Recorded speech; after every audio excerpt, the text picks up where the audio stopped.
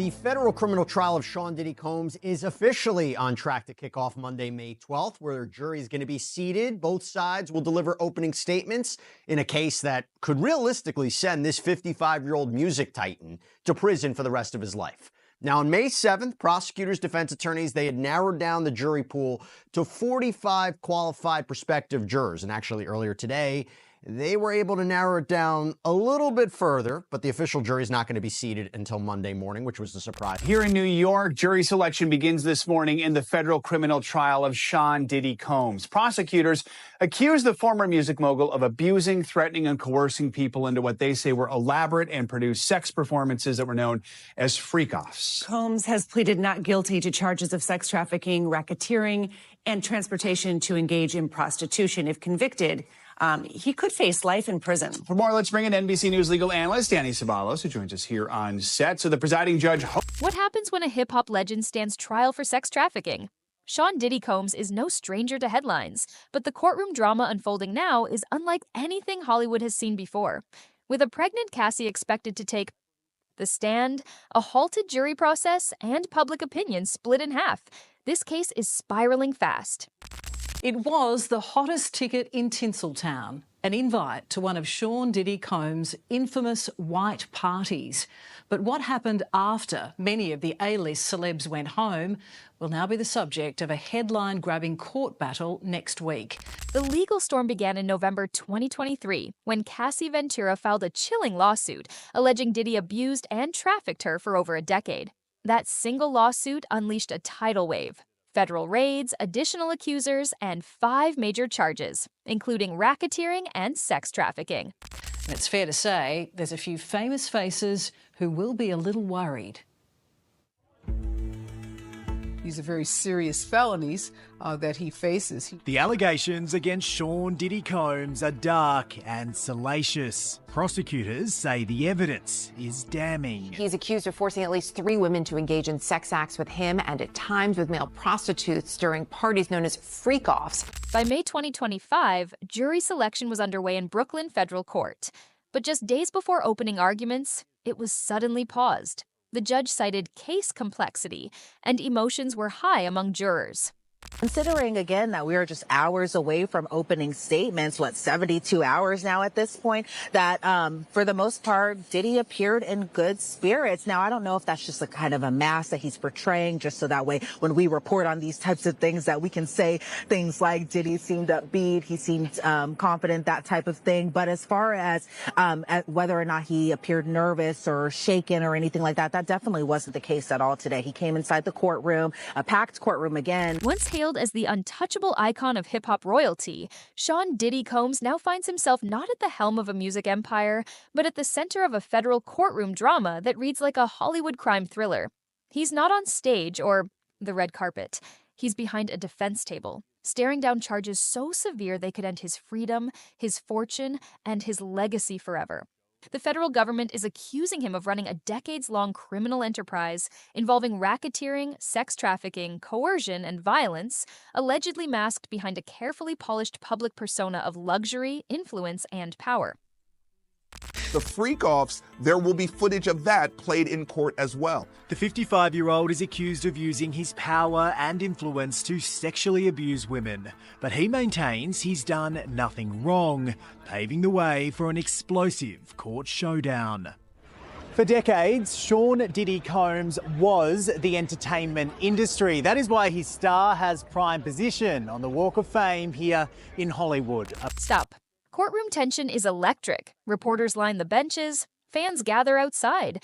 Inside, Diddy, now gray-haired and without his trademark swagger, appears in court-approved Navy attire. Calm, controlled. But beneath the surface, this is a man facing 5 life-altering federal charges, surrounded by a dream team of elite defense lawyers, and yet still unable to escape the dark cloud of testimony looming just hours ahead. Today, and that's just what to expect, as a little sliver as far as what we could really expect when opening statements happen on Monday. But as far as Diddy's appearance today, again, upbeat. He waved at everyone inside the courtroom. Not any of his family was inside that courtroom because likely they're in a long time, or they're going to be here for a long time, that 2-month period, which is pretty much what the duration of the trial is expected to be. But he came inside the courtroom. Of course, the marshals escorted him inside. They were also, up to the dappers and looking like Dapper Dans for the most part. They're not in their normal marshal's uniform or anything like that. They're in a full suit. Diddy comes in. He waves at everyone inside the courtroom. One name keeps dominating the conversation: Cassie Ventura. Once Diddy's girlfriend, music protege, and now likely the prosecution's victim one. In 2005, she was just a 19-year-old newcomer in New York City, photographed with another future witness in what prosecutors say is a key moment before her life became entangled in Combs' orbit. Today, her story is central to the government's narrative. From controlling her career at Bad Boy Records to alleged coercive sex acts and physical violence, including the infamous 2016 hotel hallway assault caught on video, her testimony may make or break the prosecution's entire case. Critical. Cassie Ventura is one of several victims, victim 1, 2, 3. All of them will testify. The real question is, how anonymously will they testify? Will they use a little curtain? Will they use some technique? Will they kick everybody out of the court except the litigants? But absolutely, in addition to Cassie Ventura, there will be others who will testify. I know it's only because I believe Cassie Ventura wanted to be identified or didn't mind being identified. Otherwise, she'd have a name like Victim 1, Victim 5. Her lawyer, Douglas Wigdor, was spotted in the courtroom, his presence a silent confirmation of how closely Cassie is watching. Her 2023 civil lawsuit against Combs reportedly ended in a secretive settlement, but this time, the stakes are criminal. No payoffs, no silencing. If she testifies, it will be under oath and in front of a jury. By the way, I said it before, I'll say it again. We plan to cover every aspect of this Diddy trial for you here on Sidebar. And one of the reasons we can do this is because of our incredible sponsor, Morgan & Morgan. This is America's largest injury law firm. Their support helps us to keep uncovering this story for you. Now, this is a firm that's no joke. In the past few months, Morgan & Morgan secured a $9.3 million verdict for a car crash victim in Florida, a $5.6 million verdict for another car accident victim in Atlanta, and not to mention $1.8 million in Kentucky after insurance offered them just $5,000 in that case. So even if you think your case isn't worth millions of dollars, why not just start a claim and fight for what you deserve? Morgan & Morgan makes it so simple. You can start a claim from your phone in just 8 clicks. Everything from signing contracts, uploading documents, talking to your legal team, it can all be done through your phone. So if you're injured, you can easily start a claim at forthepeople.com/LC-Side. Meanwhile, the defense is mounting a bold counterstrike. They're not denying the chaos, but reframing it. According to them, this was an unconventional lifestyle, not a crime ring. The narrative: consensual sex, not coercion; mutual passion, not manipulation. They even claim that Cassie herself was physically aggressive at times, positioning Diddy as a participant in a toxic dynamic, not a predator. It's what some have called the Johnny Depp defense. Murky relationships, shared. Faults and blurred lines, all to sway a jury away from black and white verdicts. And before I let you go, Elizabeth, because I want to get you out of the rain, quick preview of what we can expect from openings on Monday, where each side lays out this case. If you can just predict what we might hear, what do you think the structure of this case is going to be for the prosecution and the defense?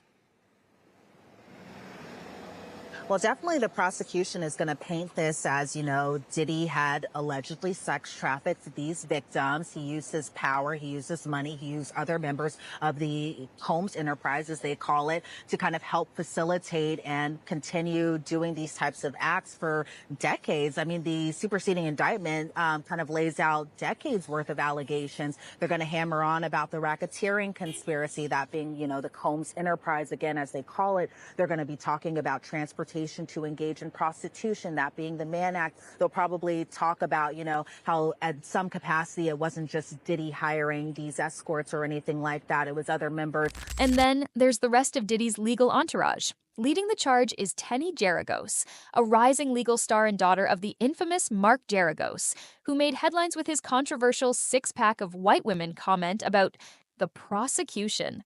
The judge wasn't amused. His presence in court has sparked drama of its own, blurring the line between legal counsel and celebrity entourage. Joining Tenny are elite lawyers Brian Steele, known for representing rapper Young, Thug, Xavier Donaldson, and Nicole Westmoreland, part of what many call the most expensive defense bench money can buy. Hopes to have a jury in 3 days, given how well-known Combs is. How realistic is that? Well, all bets are off now that in the last 2 years, Donald Trump was tried here in Manhattan, just a few feet away from this courthouse. And Donald Trump is arguably the most famous or infamous person in human history. And they seated a jury in state court in a matter of 2 or 3 days. Judge Subramanian can probably seat a jury in this case in 3-4 days. I don't think any more than a week. It moves much faster in federal court than it does in state court. So you can expect a jury by the end of the week for sure. He settled a civil case. He had a civil case that he settled privately. He did not say that he'd done anything wrong, right? But Cassie Ventura was this woman's name. Any details of that case, can that be brought into this case as a showing of pattern of behavior? Does it have any kind of impact? On the prosecution side, it's a powerhouse team led by Maureen Comey, daughter of former FBI Director James Comey. The symbolism is rich. The daughter of one of America's most visible lawmen taking on a music mogul accused of using fame as a smokescreen for criminal behavior. Flanked by Mitzi Steiner, Olga Zverevich, and Mary Slavich, the team is reportedly armed with over a decade's worth of sealed evidence, witness testimony, and internal records from Bad Boy Entertainment. Something like that. But the victims are key. The victims are key to the sex trafficking allegations. They're key to the Mann Act allegations, which is transportation across state lines for purposes of prostitution. They're key to everything. Yes, there will be other witnesses, but the victims will drive the case. All right, 8 to 10 weeks, yeah? 8 to 10 weeks. Yeah, I'd say, we always budget over, so maybe closer to 7 to 8, but you never want to be the lawyer that budgets too short. Right. Danny, thank you. Appreciate it. Thanks for watching. Stay updated about breaking news and top stories on the NBC News app or follow us on social media. But the mystery doesn't end with Cassie. There are 4 other alleged victims, each tied to a different charge in the indictment. Victim 5, in particular, is raising eyebrows. While her identity hasn't been confirmed, speculation swirls around singer Dawn Richard, another Bad Boy alum who once filed her own civil complaint against Diddy. While her name wasn't explicitly mentioned, her legal team's presence in court didn't go unnoticed. Could she be the next bombshell witness? The judge ruled she must testify under her real name. No pseudonyms, raising the stakes and the fear of public backlash. The evidence is very damaging and could lead to convictions that would result in substantial prison time. This disturbing security tape showing Combs allegedly beating then-girlfriend Cassie Ventura in a LA hotel room in 2016 will serve as a key piece of evidence. Defence lawyers unsuccessfully tried to keep the clip out of the trial, arguing it had been manipulated and doesn't show evidence of any sexual wrongdoing. Prosecutors claim Ventura was trying to sneak out of a room that had recently been used for a freak-off. The former R&B singer who Then there's the jury selection saga. Initially expected to wrap by Friday, it was derailed when 2 jurors were dismissed. One due to mental health concerns, another for failing to disclose a lawsuit against the city. The prosecution was eager to move forward, frustrated by delays. The defense insisted they could finish the process in 20 minutes Monday morning. That means opening statements, jury instructions, and possibly live witness testimony are all set to unfold in a single day, an explosive start to what is expected to be an 8-week trial. He was, famous for giving some of the most star-studded parties in the music industry. Do you reckon the celebrity world's a little bit nervous here? Yes, I can imagine there's a lot of anxiety.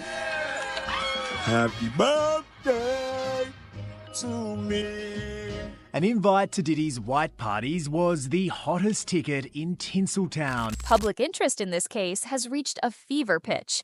Social media is flooded with opinions. Some fans remain loyal, convinced this is a targeted takedown of a black entrepreneur who challenged the system. Others believe the mask has finally slipped, exposing a pattern of abuse cloaked in fame. The entertainment industry is watching. Survivors' rights groups are watching. The world is watching.